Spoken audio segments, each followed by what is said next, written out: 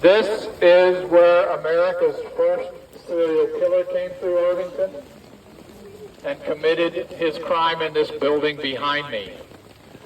This is the first murder in Irvington history occurred right here. Anybody ever heard of H.H. Holmes? Well, what's funny is that when we started these tours 21 years ago, nobody knew who H.H. Holmes was. Eric Larson's book, Devil in the White City, had just come out, and nobody had heard of him. Who is H.H. Holmes? His Christian name was Herman Webster Mudgett. He was a University of Michigan medical doctor. Came to Chicago in time for the 1893 Chicago World's Fair.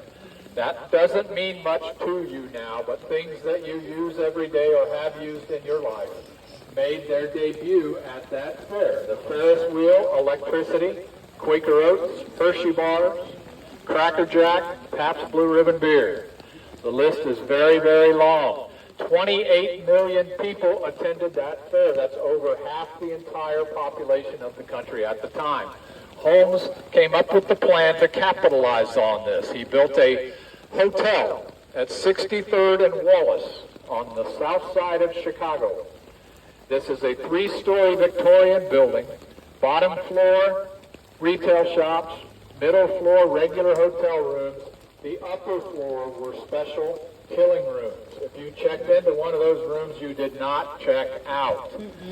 These rooms had doors that locked from the outside only, windows that did not open gas valves in each of these rooms, and in each closet was a trap door that when you opened it, it revealed a greased chute that led straight to the cellar.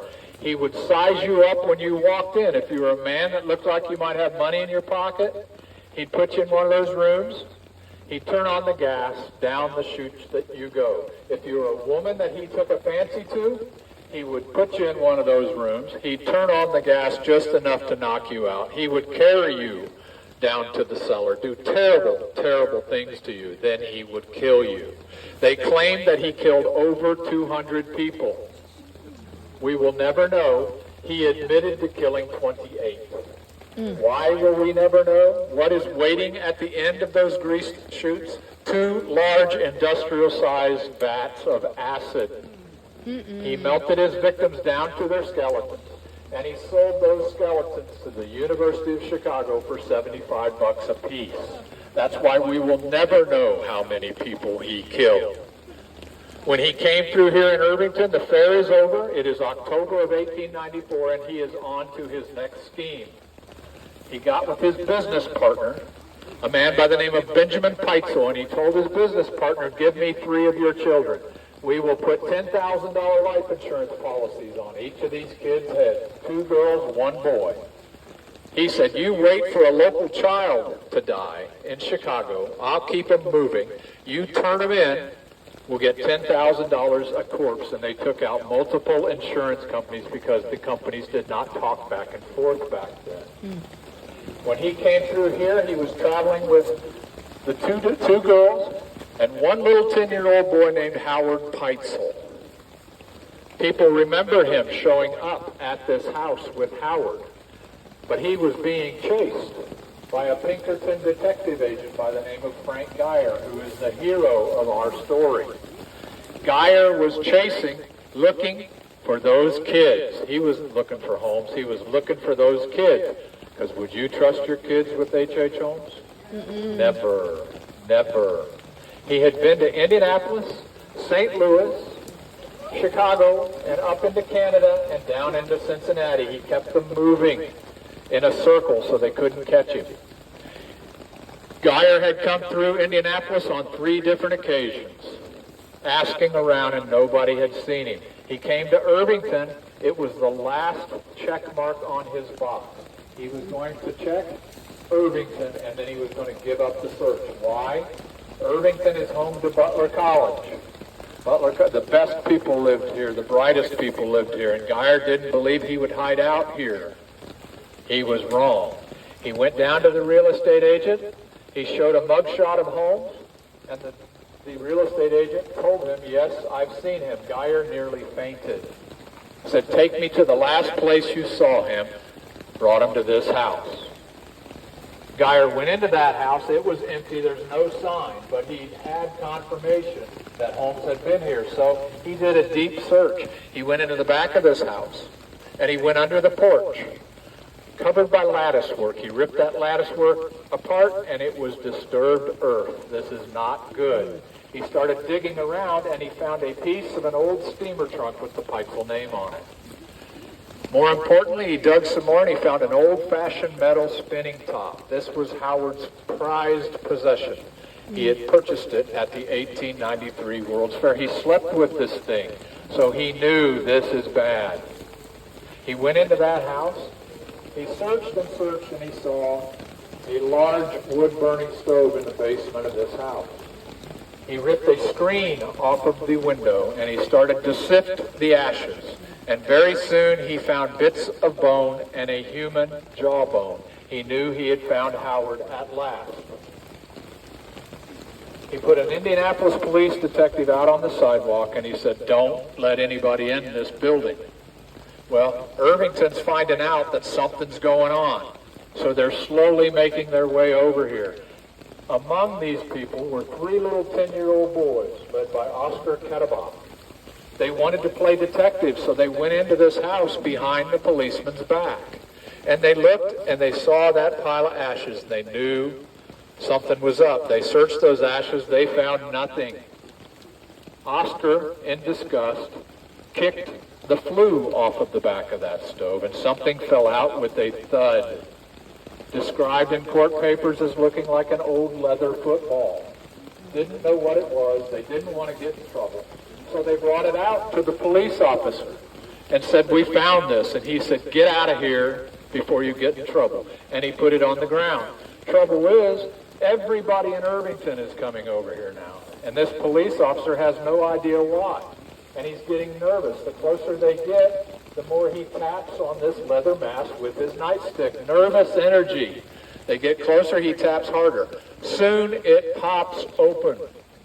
It is the liver, spleen, and intestines of 10-year-old Howard Peitzel baked rock hard. This place went crazy. They cordoned it off, and they discovered that Holmes had gone and dug holes in the property around here. This was the only house here. The rest was a grove of catawba trees.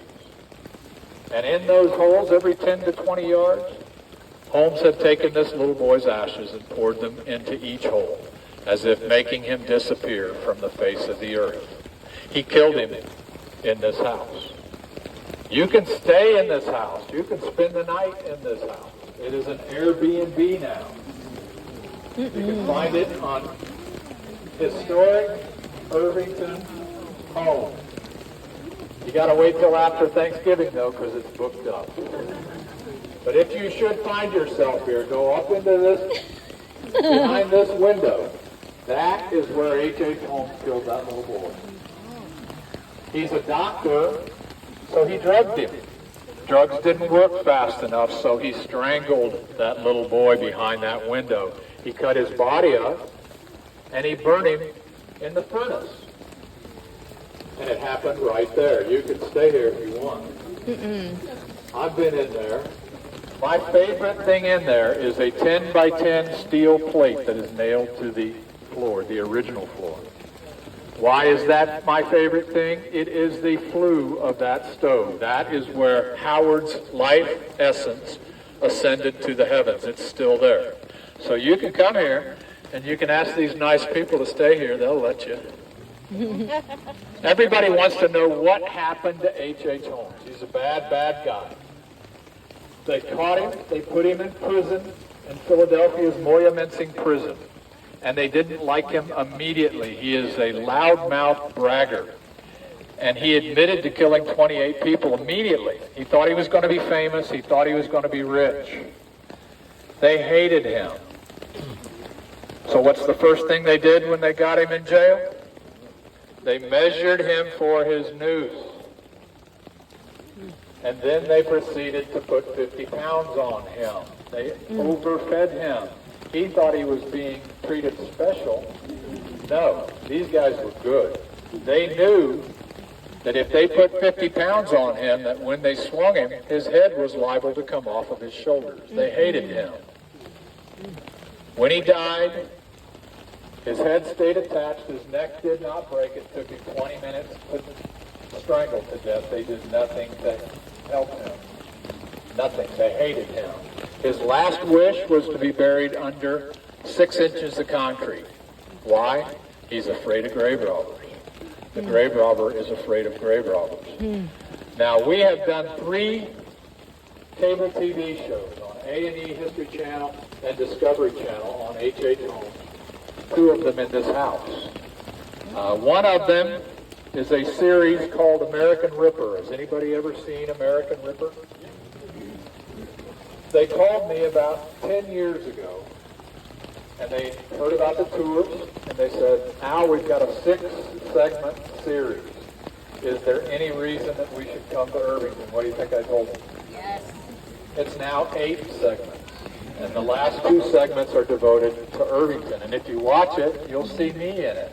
I'm in it. Nice. The other one, anybody watch Ghost Adventures with Zach Baggins? Anybody? Did I see somebody say